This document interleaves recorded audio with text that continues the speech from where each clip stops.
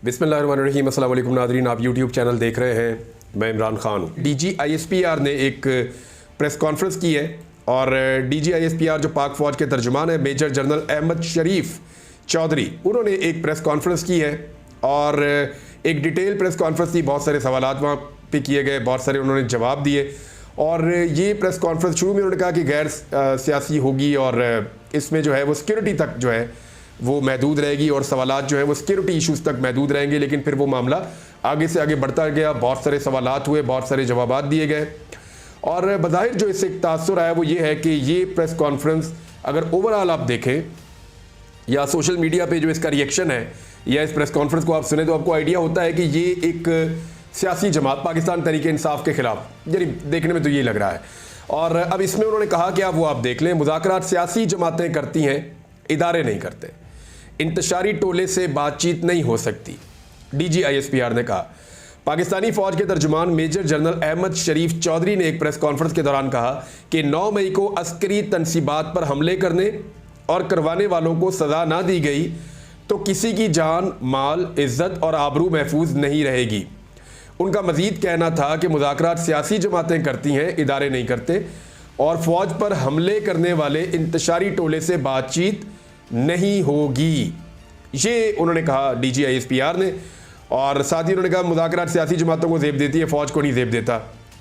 इंतशारी टोला उन्होंने करार दिया उन लोगों को और ये इल्ज़ाम पाकिस्तान तहरीक इंसाफ पे और इमरान खान साहब पे एक्चुअली लगाया जाता है। अच्छा, इसमें बहुत सारे सवालात भी हुए, बहुत सारे जवाब भी है। एक सवाल तो ये था कि जनरल रिटायर फैज़ हमीद के खिलाफ इंक्वायरी में हक़ाइक़ तक पहुँचेंगे।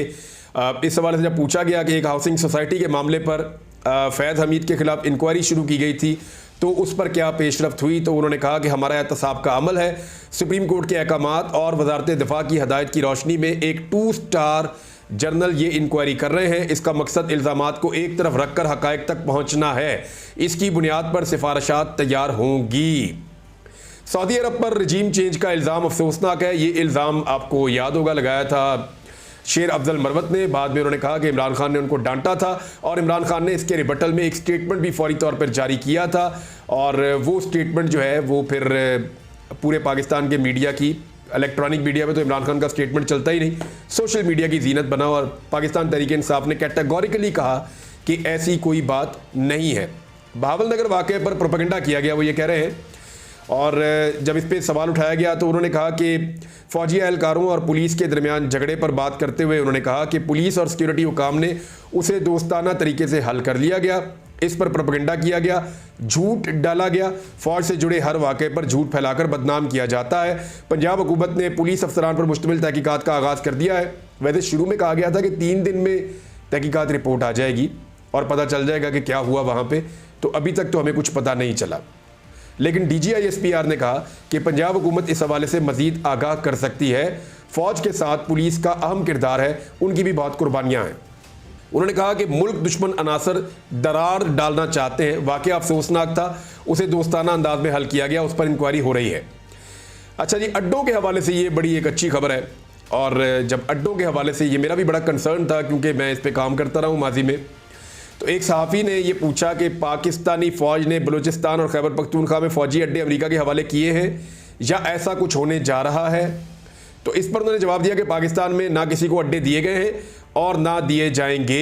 ये मज़ायका खेज़ बात है और प्रोपेगेंडा है। तो ये बहुत अच्छी बात है अगर अड्डे नहीं दिए गए, और अड्डे देने भी नहीं चाहिए। और माजी में जिन्होंने अड्डे दिए थे उन्होंने पाकिस्तान के साथ ज़्यादती की थी और गलत किया था। फ़ौज में खुद एहतसाबी का अमल है और ये कोर कमांडर जो मंगला थे उनका जो इस्तीफ़ा है उस हवाले से उन्होंने बात करते हुए कहा कि खुद एहतसाबी का एक अमल है। लेकिन उन पर इल्ज़ामात क्या थे या क्या चीज़ें थी उसके बारे में कोई बातचीत नहीं की, लेकिन इस्तीफ़े के हवाले से उन्होंने यही बात की है। इंतशारी टोले से कोई मुज़ाकरात नहीं हो सकते। ये पाक फ़ौज के तर्जुमान ने जब उनसे सवाल पूछा गया कि तहरीक इंसाफ और साबिक़ वज़ीर-ए-आज़म की तरफ से कहा गया है कि 8 फरवरी को उनकी जीत ने 9 मई के बयानिए को मुस्तरद कर दिया है। उन्होंने कहा 8 फरवरी को टर्न आउट 47% था, उसमें से मखसूस सियासी पार्टी जो कहते हैं बयानिया उल्टा हो गया, यानी पाकिस्तान तहरीक इंसाफ, उस पार्टी को इसमें से 31% वोट मिला और 69% वोट इस बयानिए को नहीं मिला। 92% आबादी उनके साथ नहीं खड़ी। हमें यकीन है अवाम फ़ौज के साथ खड़ी है। फ़ौज के तर्जुमान से पूछा गया कि क्या कोई डील हो रही है। इस पर उन्होंने कहा कि फ़ौज की कोई सियासी सोच नहीं है, हर हुकूमत के साथ आर्मी का गैर सियासी मगर कानूनी ताल्लुक होता है। हमारे लिए तमाम सियासी जमातें काबिल एहतराम हैं। ताहम अगर कोई सियासी सोच या टोला अपनी ही फौज पर हमलावर हो तो उससे कोई बातचीत नहीं करेगा। ऐसे इंतशारी टोले के लिए सिर्फ एक रास्ता है कि वो कौम के सामने माफ़ी मांगे और वादा करे कि वो नफरत की सियासत छोड़कर तामीरी सियासत में हिस्सा लेगा। मजीद उन्होंने कहा कि बातचीत मुज़ाकरात सियासी पार्टियों को ज़ेब देते हैं, फौज या इदारा बातचीत नहीं करेगा और ये मुनासिब नहीं है। अच्छा जी, ये एक तरफ तो उनका ये मुतालबा है कि इमरान खान साहब, और ये बात बड़ी देर से सामने आ रही है कि इमरान खान साहब पब्लिकली आकर माफ़ी मांगे और वो ये कहें कि आइंदा वो इस किस्म की सियासत नहीं करेंगे। अभी भी उनके पास जो इमरान खान साहब के पास ऑफ़र है उसमें दो ही चीज़ें हैं कि एक तो 2 साल तक के लिए बिल्कुल खामोशी सियासी मामलात के अंदर वो बिल्कुल डाउन कर लें अपनी पार्टी को और अपने आप को, जो मुबैना तौर पर चीज़ें सामने आ रही हैं, और दूसरा ये है कि वो माफ़ी मांगें और मादरत करें और कहें कि आइंदा ऐसा नहीं करेंगे। ये बयानिया जो है वो मौजूद है मार्केट में और इसके बदले में उनके सारे लोगों को रिहाई भी दे दी जाएगी। सोशल मीडिया पर दोबारा तनकीद की DGISPR ने। उन्होंने कहा कि सोशल मीडिया पर कुछ सियासी हल्के तवातर के साथ फौज और इदारों पर इल्ज़ामात लगाते हैं। इन इल्ज़ामात के जवाब में सबूत देने की बजाय मज़ीद इल्ज़ामात लगाए जाते हैं। इदारा भी इल्ज़ाम लगाएगा तो ये सिलसिला जारी रहेगा। हम हक़ाइक़ पर यकीन रखते हैं। आइन और कानून रियासत पाकिस्तान फ़ौज के खिलाफ प्रोपेगेंडे की इजाज़त नहीं देता। उन्होंने इस पर कानून साजी का मुतालबा किया है। अगर एक्शन ना लिया जाए तो मुआशरे की बुनियादें हिल जाएंगी। मुआशरे में कुछ इस्तेहकाम आ रहा है, अदम एतमाद कम हो रहा है। अच्छा जी, जुडिशल कमीशन का एक मुतालबा पाकिस्तान तहरीक इंसाफ ने किया और वो साथ ही ये भी कहती है कि 9 मई का एक फॉल्स फ्लैग ऑपरेशन था। तो जब ये चीज़ सामने आई तो एक दस्तावेजी फिल्म भी दिखाई गई DGISPR की जानिब से और उसमें अस्करी तनसीबात पर हमले होते हुए दिखाए गए। इस दस्तावेजी फिल्म में तहरीक इंसाफ के रहनुमाओं मुराद सईद, शानदाना गुलजार और शहरिया रफीदी के बयानात भी दिखाए गए। और DGISPR ने कहा कि एक सियासी जमात की जानिब से नौजवानों को इश्तियाल दिलाया गया, मगर अब जुडिशल कमीशन का मुतालबा करके कन्फ्यूजन पैदा की जा रही है। उन्होंने कहा कि हम तैयार हैं, बनाएं जुडिशल कमीशन। जुडिशल कमीशन इस बात का भी अहाता करे कि 2014 का धरना और उसके मकासद क्या थे।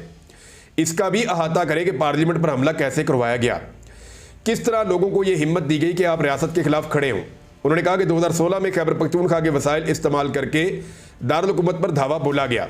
2022 में दोबारा इस्लामाबाद पर धावा बोला गया। उन्होंने कहा कि IMF को खतूत लिखे गए, लॉबिंग की गई कि पाकिस्तान को कर्जा ना दें, दिवालिया होने दें। फौज के तर्जुमान ने कहा वो कौन लोग हैं जो सोशल मीडिया पर इदारों के खिलाफ नफरत फैला रहे हैं।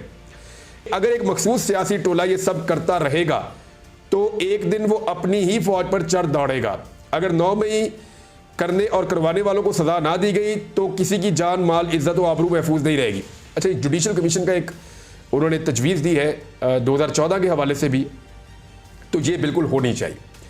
क्योंकि मुझे अच्छी तरह याद है मेरी भी एक नौकरी चली गई थी 2014 के धरने की वजह से, क्योंकि उस वक्त की एस्टेब्लिशमेंट का एक दबाव था और वो बात मैंने उस वक्त नहीं मानी, जिसकी वजह से मेरी एक नौकरी चली गई थी।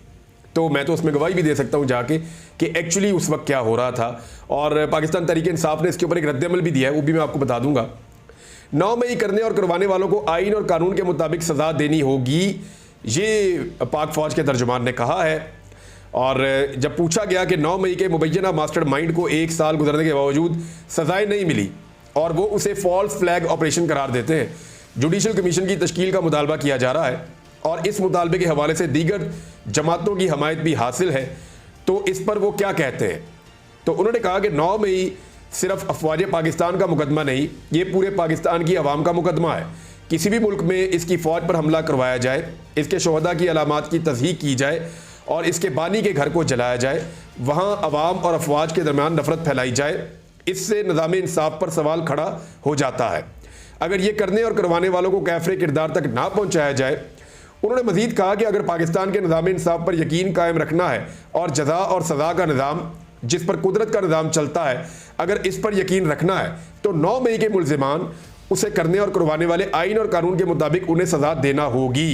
इस पर पाकिस्तान तहरीक इंसाफ का रद्द-ए-अमल भी है, वो मैं आपको दूसरे हिस्से में बताता हूँ, क्योंकि पहले DGISPR ने प्रेस कॉन्फ्रेंस की तो ये सारी चीज़ें जो है वो पहले बताई जाए। उन्होंने कहा कि सियासी रहनुमाओं ने चुन चुन कर अहदाफ दिए कि इधर हमला करो। चंद घंटों में मुल्क भर की फौजी तनसीबात पर हमले किए गए। उसके बाद उन्होंने अफगानिस्तान से आने वाली दहशतगर्दी पर बात की और ये थी DG ISPR की प्रेस कॉन्फ्रेंस। ओवरऑल मैं आपको बता रहा हूँ।